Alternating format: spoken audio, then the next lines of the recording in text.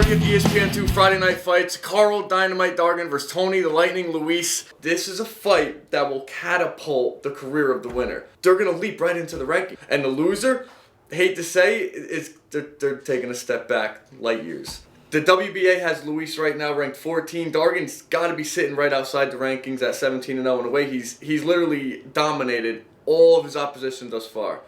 And Luis is a guy who comes in, and maybe the biggest thing he has going for him is that he's only got 7 knockouts. Why that's a plus is because I think people are looking at his record and going, this guy's got no punching power. The guy can't pack a punch.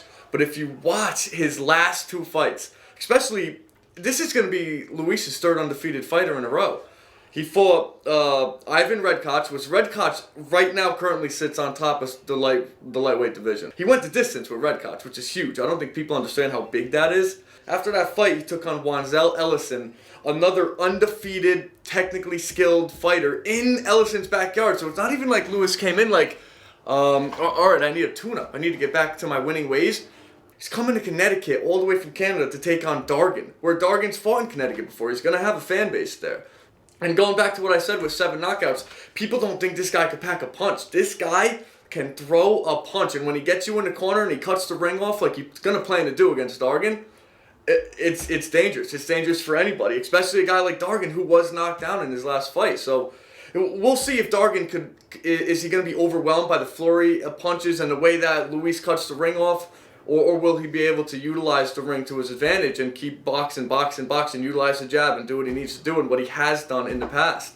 Dargan fought his whole career brilliantly. Some may say he fought a little too cautiously, he could have finished guys maybe and he didn't. It's not that he didn't finish fights, he didn't try to finish fights. He decisioned every opponent he could out easily, did it beautifully, but that's not going to win you fans, that's not going to increase your fan base. But this is a new Karl Dargan, 2 consecutive knockouts. The kid's on fire right now. And for people that don't know Dargan's a guy who was born into boxing. The kid's been around greatness his whole life. And he's slowly but surely been embracing it.